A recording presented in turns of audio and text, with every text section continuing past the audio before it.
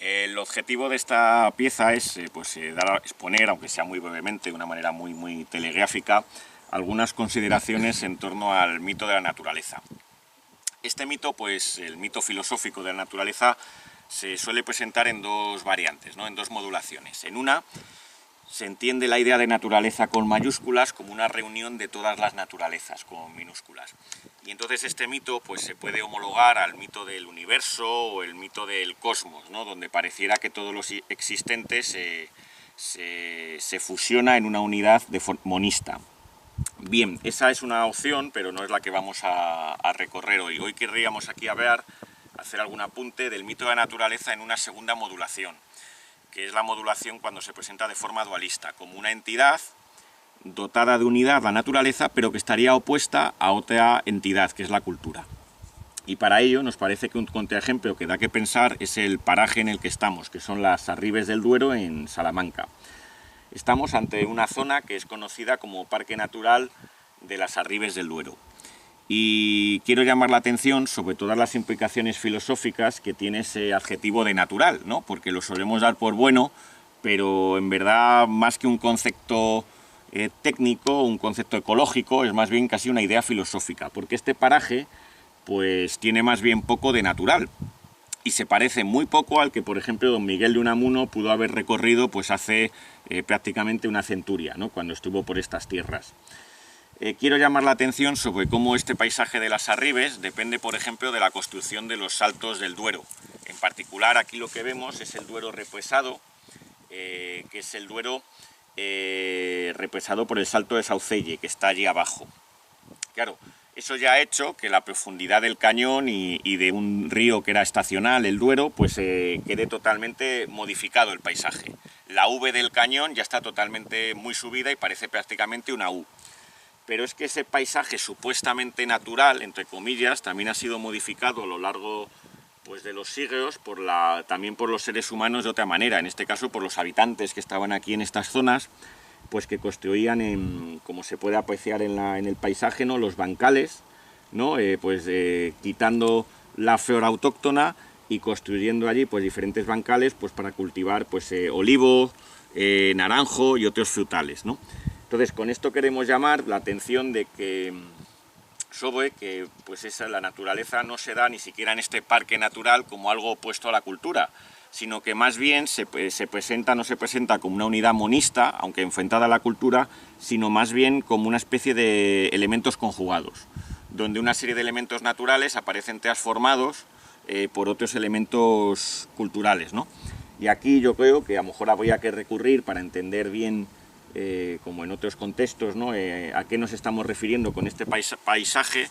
Pues a la idea de anamorfosis, ¿no? Donde aparecen esos dos elementos naturales y elementos culturales imbricados y conjugados entre sí. Y esto era un poco pues, la idea que quería llamar la atención, ¿no?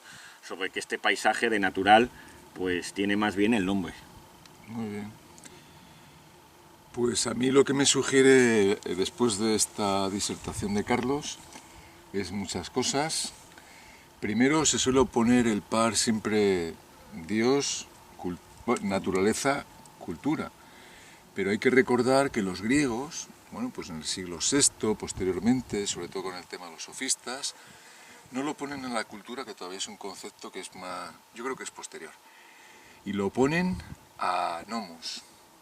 Por una parte está la naturaleza, la physis, y por otra parte la nomos, pues lo que daría origen al derecho, al comportamiento, digamos, pues legal, es decir, a lo nómico, frente a lo natural, que sería más bien lo anómico, es decir, un concepto, una idea muy difícil de manipular, de manejar. Y por eso toda la historia de la filosofía, es decir, de las ideas, del desarrollo histórico en el que estamos, es entender qué es la naturaleza. Y francamente es un tema que nos desborda completamente porque es una idea que no la podemos agarrar, pero en absoluto. Y por eso, bueno, pues ha habido polémicas entre pues qué es lo natural, qué es lo contranatural, qué es lo no natural. Y ahí han estado desde los epicúreos, ahí ha estado Kant, ahí ha estado, fíjate, Spinoza, Deus sive sive natura. natura, es decir, Dios, que es la idea que es inagarrable, inaprensible, y sin embargo, pues decir que de la naturaleza sabemos muy poco. Sí decir que los griegos, con la fisis, ¿no?, en esa época sofista vieron la dificultad que tenían de ver cuál era el comportamiento natural.